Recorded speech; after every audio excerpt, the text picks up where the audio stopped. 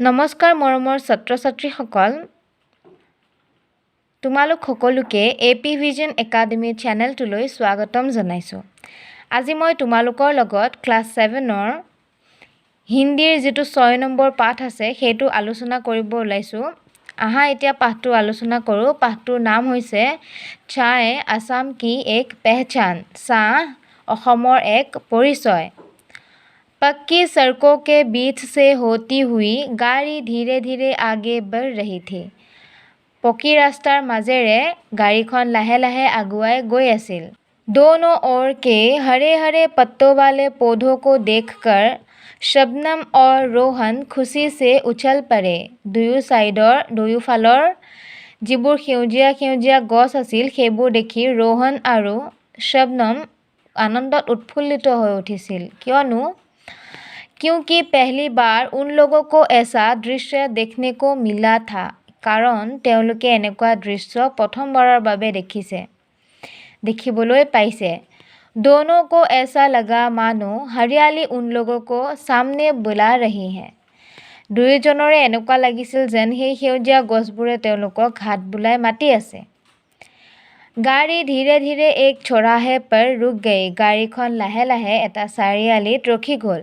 जहाँ लोगों की भीड़ खड़ी थी, जोत মানুহৰ भीड़ হৈ আছিল। शबनम पिताजी से बोल उठी, पिताजी वहाँ क्या भीड़ लगी हुई है? शबनमे देउताকক সুধিলে, देउता তাত কিহৰ भीड़ लगी আছে? शबनम के सवालों का जवाब देते हुए पिताजी बोले, वहाँ झूमर नृत्य चल रहा है। শবনমৰ প্ৰশ্নৰ উত্তৰ দি দেউতাকে ক'লে তাত ঝুমুৰ নৃত্য চলি আছে। ঝুমুৰ নৃত্য তোমালোকে জানানে? ঝুমুৰ নৃত্য হৈছে চাহ বাগিচাত বসবাস কৰা লোকসকলৰ এক নৃত্য।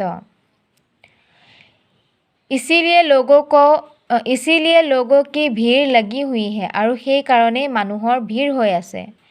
इसी बीच झुमुर का सुमधुर गाना उन लोगों को सुनाई पड़ा, আৰু সেই সময়তে তেওঁলোকে এটা ঝুমুৰৰ গীত শুনিবলৈ পালে। आसाम मरले हमराও मरबो, कोनो भूल नहीं रे, जीवने मरने आसाम, सोनार आसाम देश रे। অসম মৰিলে আমিও মৰিম, কোনো ভুল নাই, জীৱনে মৰণে অসম সোণৰ দেশ। এনে বুলি এইটো ঝুমুৰৰ গান তেওঁলোকে শুনিবলৈ পাইছিল। गाना सुनकर उन लोगों को पता ही नहीं चला कि कब वे गाड़ी से उतर पड़े। গান শুনি তেওঁলোকে গমেই নাপালে যে তেওঁলোক কেতিয়া গাড়ীৰ পৰা ওলালে। दोनों झूमर देखने लगे। দুয়োজনে ঝুমুৰ নৃত্য চাবলৈ ল'লে। इसी बीच पिताजी बोल उठे, चलो उस दुकान में हम चाय पीते हैं। তেনেকুৱা সময়তে দেউতাকে ক'লে, ব'লা আমি সৌ দোকানখনত চাহ খাওঁ। सभी दुकान में बैठ गए। সকলোৱে দোকানত বহিলে। चाय की चुस्की लेकर शबनम बोल पड़ी, वाह। চাহ এঢোক খাই शबनमे ক'লে যে, वाह पिताजी, यहाँ की चाय का स्वाद ही कुछ निराला है। ইয়াৰ চাহৰ সোৱাদেই বেলেগ। आप पीकर देखिए ना पिताजी, আপুনি খাই देखकसुन। चाय के कप पर मुंह रखकर पिताजी बोलने लगे, हाँ। চাহৰ কাপটো মুখলৈ নি দেউতাকে ক'লে, হয়, चाय तो बहुत ही अच्छी बनी है। চাহৰ কাপটো মুখলৈ নি দেউতাকে ক'লে, চাহ ভাল হৈছে। इसकी खुशबू भी बढ़िया है, আৰু ইয়াৰ গোন্ধটো ধুনীয়া। यह चाय हमारे असम की है। এই চাহপাত আমাৰ অসমৰ হয়। यह हमारे असम की एक पहचान है। চাহ আমাৰ অসমৰ এক পৰিচয়। आते समय सड़क के दोनों ओर तुम लोग जो हरे हरे पत्तों वाले पौधों देखते हुए आए हो, यह वही चाय है। আহাৰ সময়ত তোমালোকে ৰাস্তাৰ দুয়োকাষে যি সেউজীয়া সেউজীয়া গছবোৰ দেখিবলৈ পাইছিলা, এই চাহপাত সেয়াই। जो तुम लोग पी रहे हो, যি চাহ তোমালোকে খাই আছা। चलो देर हो रही है बोला দেৰি হৈ গৈছে वे लोग फिर रवाना हुए তেওঁলোক উভতিবলৈ ল'লে গাড়ী চল পৰি গাড়ীখন গৈ আছে गाड़ी की गति धीरे धीरे बढ़ने लगी और गाड़ी जो स्पीड हेतु लाहे लाहे बढ़िबले धरिले बातों बातों में रोहन ने पिताजी से पूछा पिताजी इन हरे हरे पत्तों से चाय कैसे बनती है कथार माजते रोहने देवताকক खुदिले पिताजी इन हरे हरे पत्तों से चाय कैसे बनती है এই সেউজীয়া সেউজীয়া পাতবোৰৰ পৰা চাহপাত কেনেকৈ বনোৱা হয় हाँ तुमने ये बहुत अच्छा सवाल पूछा है তুমি এইটো খুব ভাল প্ৰশ্ন কৰিছা सुनो सुना चाय के बगीचे से पहले हरे हरे कोमल पत्ते तोड़े जाते हैं চাহৰ বাগিচাৰ পৰা প্ৰথমতে সেউজীয়া সেউজীয়া কোমল পাতবোৰ ছিঙা হয় यह काम चाय मजदूर लोग करते हैं এইবোৰ কাম চাহ বাগিচাৰ যিবোৰ কৰ্মী তেওঁলোকে কৰে इतने में शबनम खुशी से चिल्ला उठी और तेनेकुवाते शबनमे आनंदते सियोरी उठिल अरे भैया देखो तो वे महिलाएं एक साथ चाय की कोमल पत्तियां तोड़ रही है तेनेकुवाते शबनमे आनंदते सियोरी पेলাই ক'লে अरे दादा চোৱাচোন সেই মহিলাসকলে একেলগে চাহ গছৰ পৰা পাতবোৰ ছিঙি আছে कितनी अच्छी लग रही है किमान ভাল লাগিছে দেখি हाँ हाँ वे तो बहुत अच्छी लग रही है হয় देखी यह तो बहुत धुनिया लगिसे रोहन बोल पड़ा रोहने कले पिताजी दोनों की बातों को आगे बढ़ाते हुए कहने लगे देउताके दुयोजनरे कथा आगबढ़ाय कबले लले साधारणत चाय बगीचे में पत्ते तोड़ने का काम ज़्यादातर महिलाएं करती हैं চাহ বাগিচাৰ পৰা যিবোৰ চাহপাত ছিঙা হয় সেই চাহপাত ছিঙা কামটো সাধাৰণতে মহিলাসকলে কৰে বেছিভাগ মহিলাসকলে কৰে इसके बाद पत्तों को सीटीसी मशीन पर दिया जाता है और तार पाছত চাহপাতবোৰ सीटीसी नाমৰ এটা মেচিনত দিয়া হয় इस तरह मशीन से कई प्रकार की चाय निकाली जाती है और এনেদৰে মেচিনৰ পৰা বিভিন্ন প্ৰকাৰৰ চাহপাত উলিওৱা হয় यहाँ से कुछ ही दूर पर जोरहाट के टोकलाई में विश्व का प्रथम और एशिया का सबसे बड़ा चाय का research centre Tocklai tea research centre अवस्थित है देउताके शबनम और रोहनक कले यहाँ से कुछ ही दूर पर यार परा अलप दूरत जोरहाट के टोकलाई में विश्व का प्रथम जोरहाटर टोकलाइट विश्व प्रथम और एशिया का सबसे बड़ा चाय रिसर्च सेंटर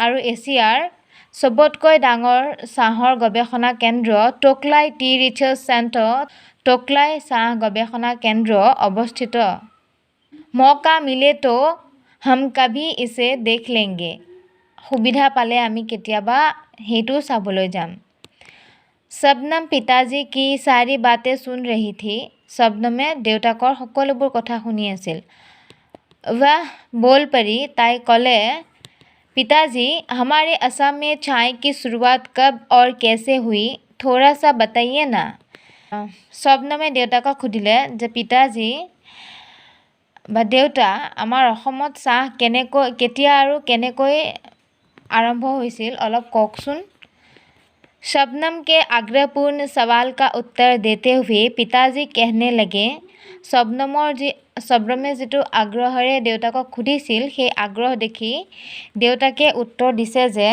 धान की खेती की भांति चाय की खेती की शुरुआत भी सबसे पहले चीन में हुई थी धान खेती और চাহ খেতিৰ सबतকৈ प्रथमे चीन देशते आरम्भ হৈছিল चीन के बाद भारत श्रीलंका जापान आदि विश्व के कई देशों में धीरे धीरे इसकी शुरुआत होने लगी चीन देशर पाছত भारत श्रीलंका जापान और विश्वर विभिन्न देशे यार आरम्भ कर चाह खेती आरम्भ কৰিব ল'লে চায় শব্দ চীন দেশ से आया है আৰু চাহ শব্দটো চীন দেশৰ পৰা আহিছে। वहाँ चाय को चा बोला जाता है আৰু তাত চাহক चा বুলি কয়। अंग्रेजी में इसका प्रतिशब्द है टी আৰু ইংৰাজীত ইয়াৰ প্ৰতিশব্দ হৈছে টি TEA যিটো তোমালোকে জানাই। सिंफो जनजाति चाय को फिनाप अथवा फालाप नाम से जानते थे আৰু সিংফসকলৰ মাজত চাহপাতক ফিনাপ বা ফালাপ নামেৰে জনা যায়। আহোম লোग चाय को नाम फालाप शब्द से जानते थे আৰু আহোমসকলে চাহপাতক নাম ফালাপ বুলি কয়। नाम का मतलब है पानी और फालाप का मतलब है चाय। नाমৰ অৰ্থ হৈছে পানী আৰু ফালাপৰ অৰ্থ হৈছে চাহ। इस प्रकार दोनों के मिलने पर अर्थ हुआ चाय पानी আৰু এইদৰে দুয়োটাক যদি এক কৰি চোৱা হয় তেন্তে হয় চাহ পানী। 1823 में ईस्ट इंडिया कंपनी के एजेंट मेजर ब्रूस साहब को सिंफो के राजा ने चाय के 2 पौधे भेंट किए थे। 1823 চনত ইষ্ট ইণ্ডিয়া কোম্পানীৰ এজেণ্ট মেজৰ ব্ৰুচ চাহাবক সিংফসকলৰ ৰজাই চাহৰ পাত দিছিলে।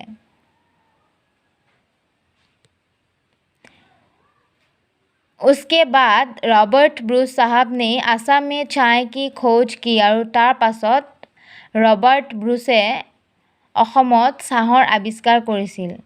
इस काम में असम के प्रथम चाय कृषक मणिराम देवान ने भी उनकी मदद की थी আৰু সেই কামত অসমৰ প্ৰথম চাহ কৃষক মণিৰাম দেৱানে তেখেতক সহায় কৰিছিল। এতিয়া তোমালোকে এইটো মনত ৰাখিবা যে অসমৰ প্ৰথম চাহ কৃষক কোন বুলি যদি আহে তেতিয়া হ'ব মণিৰাম দেৱান। আৰু অসমত কিমান চনত আৰু কোনে চাহ আৱিষ্কাৰ কৰিছিল তাৰ উত্তৰটো হ'ব 1823 চনত रॉबर्ट ब्रूसे অসমত প্ৰথম চাহ আৱিষ্কাৰ কৰিছিল। इस तरह रॉबर्ट ब्रूस साहब की खोज से ही असम में चाय की खेती का श्रीगणेश हुआ আৰু এইদৰে ৰবাৰ্ট ব্ৰুচ চাহাবৰ আৱিষ্কাৰৰ পিছৰ পৰা অসমত চাহ খেতি আৰম্ভ হৈছিল। শ্ৰীগণেশ का मतलब है आरंभ होना। শ্ৰীগণেশৰ অৰ্থ হৈছে আৰম্ভ হোৱা। पिताजी कहते गए 1839 में ईस्ट इंडिया कंपनी ने पहली बार असम में चाय की खेती की शुरुआत की আৰু দেউতাকে ক'লে যে 1839 চনত ইষ্ট ইণ্ডিয়া কোম্পানীয়ে প্ৰথমবাৰৰ বাবে অসমত চাহ খেতি আৰম্ভ কৰিছিল।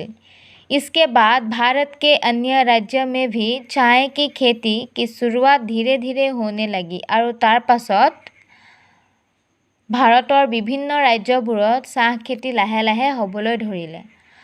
असम का पहला चाय बगीचा है চাবুৱা চাय বাগিচা আৰু অসমৰ প্ৰথম চাহ বাগিচা হৈছে চাবুৱা চাহ বাগিচা। এইটো প্ৰশ্ন তোমালোকে মনত ৰাখিবা যে অসমৰ প্ৰথম চাহ বাগিচা হৈছে চাবুৱা চাহ বাগিচা। প্ৰথম চাহ খেতিয়ক হৈছে মণিৰাম দেৱান। इसी बीच रोहन फिर बोल उठा पिताजी ये वही मणिराम देवान है न? देउता এইজন সেই মণিৰাম দেৱানে হয় ন जिन्होंने स्वाधीनता संग्राम में अपना जीवन न्योछावर किया था। যিজনে স্বাধীনতা সংগ্ৰামত নিজৰ জীৱন ত্যাগ কৰিছিল। हाँ हाँ वे ही है। দেউতাকে ক'লে তেৱেই হয়। वे हमारे असम के प्रथम चाय कृषक ही नहीं बल्कि देश प्रेमी भी थे। তেওঁ অকল অসমৰ প্ৰথম চাহ খেতিয়কেই নহয় তেওঁ এজন দেশপ্ৰেমিকো আছিল। उन्होंने 1853 में असम में 2 चाय की बगीचे स्थापित किए थे। তেখেতে 1853 চনত দুখন চাহ বাগিচা অসমত দুখন চাহ বাগিচা স্থাপন কৰিছিল। पहला है छिनामारा चाय बगीचा और दूसरा चेलेंग चाय बगीचा। প্ৰথমখন হৈছে চিনামৰা চাহ বাগিচা আৰু দ্বিতীয়খন হৈছে চেলেং চাহ বাগিচা। এই দুইখন তোমালোকে মনত ৰাখিবা। इन दोनों बगीचों के कारण वे मशहूर चाय कृषक के रूप में जाने जाते हैं আৰু এই দুইখন চাহ বাগিচাৰ কাৰণে তেখেতক এজন বিখ্যাত চাহ খেতিয়ক ৰূপে জনা যায়। इतने में ड्राइवर ने गाड़ी फिर रोक दिया আৰু তেনেকুৱাতে ড্ৰাইভাৰে গাড়ীখন আকৌ ৰখাই দিলে। क्योंकि दोनों को बहुत भूख लगी थी कारण তেওঁলোক দুয়োৰে বহুত ভোক লাগিছিল। इस समय दिन के 2 बज रहे थे আৰু সেই সময়ত দিনৰ 2 বাজিছিল। सबने भोजन किया फिर गाड़ी ने সকলোৱে আহাৰ গ্ৰহণ কৰিলে। गाड़ी ने फिर गति ली আৰু তাৰ পাছত গাড়ীখন আকৌ ষ্টাৰ্ট হ'ল। पिताजी फिर बोलने लगे देउताके আকৌ ক'বলৈ ল'লে हमारे असम में छोटे बड़े कई चाय बगीचे हैं আৰু আমাৰ অসমত সৰু ডাঙৰ বহুতো চাহ বাগিচা আছে। 2001 में एक के आंकड़ों के अनुसार हमारे असम में लगभग 2,500 छोटे चाय बगीचे हैं। 2001 চনৰ গণনাৰ মতে আমাৰ অসমত প্ৰায় 2,500 সৰু চাহ বাগিচা আছে। ज़्यादातर चाय के बगीचे ऊपरी असम में स्थित है और बेसिभाग चाह बगीचा अपर असमत अवस्थित। पिताजी और कुछ कहना चाहते थे कि रोहन बीच में ही बोल उठा। देउताके আৰু কিবা ক'ব বিচাৰিছিল কিন্তু रोहने আকৌ মাজতে ক'লে पिताजी लोग चाय क्यों पीते हैं? देउता মানুহে চাহ কিয় খায়? क्या इसकी कोई उपयोगिता है? पिताजी लोग चाय क्यों पीते हैं? रोहने सुधिले देउता चाह মানুহে কিয় খায়? क्या इसकी कोई उपयोगिता है? यार किबा उपयोगिता আছে নেকি?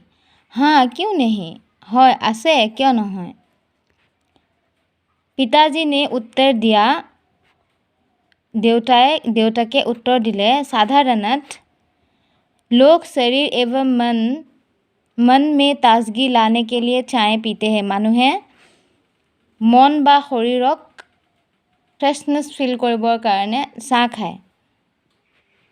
মনটো আৰু শৰীৰটোক एक्टिव কৰিবৰ কাৰণে ফ্ৰেছ কৰিবৰ কাৰণে মানুহে চাহ খায়। इसके साथ साथ और कई भी वजह हैं। ইয়াৰ লগে লগে আৰু কিছুমান কাৰণ আছে जिनके कारण लोग चाय पीते हैं যাৰ কাৰণে মানুহে চাহ খায়। वैज्ञानिकों के अनुसार चाय पीने से फेफड़ों के रोग, कैंसर, हैजा, टाइफॉइड आदि रोग होने की संभावना कम होती है। বৈজ্ঞানিকৰ মতে চাহ খালে মানুহৰ বিভিন্ন ধৰণৰ ৰোগ ভাল হয় যেনে कैंसर, टाइफॉइड आदि। पिताजी ने आगे कहा पिताजी আকৌ ক'লে भारतवर्ष के ज़्यादातर लोग चाय पीते हैं और विश्व में भी इसकी बहुत मांग है। पिताजीয়ে আকৌ ক'লে দেউতাকে আকৌ ক'লে ভাৰতবৰ্ষৰ বেছিভাগ মানুহেই চাহ খায়। বিশ্বৰ বিভিন্ন দেশবোৰতো ইয়াৰ প্ৰচলন দেখিবলৈ পোৱা যায়। जिन देशों के पास चाय नहीं है वे अन्य देशों से इनका आयात करते हैं। যিবোৰ দেশত চাহপাত নাই তেওঁলোকে আন দেশৰ পৰা আনে। विश्व में सबसे ज़्यादा चाय असम में ही होती है। বিশ্বৰ सबतকৈ বেছি চাহ খেতি অসমতেই হয়। এইটো আটাইতকৈ গৌৰৱৰ কথা যে বিশ্বৰ বিভিন্ন দেশবোৰতকৈ বেছি আমাৰ অসমতেই বেছি চাহ খেতি হয়। क्योंकि यहाँ की मिट्टी चाय खेती के लिए बहुत उपयोगी है আৰু কাৰণ অসমৰ মাটি চাহ খেতিৰ কাৰণে উপযোগী। असम की चाय विश्व बाजार में एक अलग ही पहचान है। অসমৰ চাহপাত বিশ্বৰ বজাৰত এটা বেলেগ পৰিচয় আছে অসমৰ চাহপাতৰ। कहा जाता है कि चाय के कारण ही अंग्रेजों ने पहली बार 1885 में रेलगाड़ी चलाने का ব্যৱস্থা की थी আৰু চাহৰ কাৰণেই কোৱা হয় যে চাহৰ কাৰণেই 1885 চনত ইংৰাজে অসমত ৰেল সেৱাৰ ব্যৱস্থা কৰিছিল। इस तरह देखा जाता है कि हमारे असम चाय के लिए ही आज विश्व प्रसिद्ध है আৰু কোৱা হয় যে इस तरह देखा जाता है कि আৰু এনেদৰে দেখা যায় যে অসমৰ যি চাহ আজি বিশ্বত অসম চাহৰ কাৰণে বিশ্বৰ মাজত প্ৰসিদ্ধ বা বিখ্যাত। বিভিন্ন দেশবোৰৰ মাজত অসম চাহ খেতিৰ বাবে বিখ্যাত। ऐसे ही गपशप करते हुए लोग শিৱসাগৰ পहुঁচ गए আৰু এনেদৰে কথা পাতি তেওঁলোক শিৱসাগৰ পালেগৈ। এই ভিডিঅ'টো আজি ইমানতেই। ইয়াৰ পাছত প্ৰশ্ন উত্তৰবোৰ মই আপলোড কৰিম। তোমালোকে মোৰ ভিডিঅ'বোৰ চাই যাবা। ধন্যবাদ।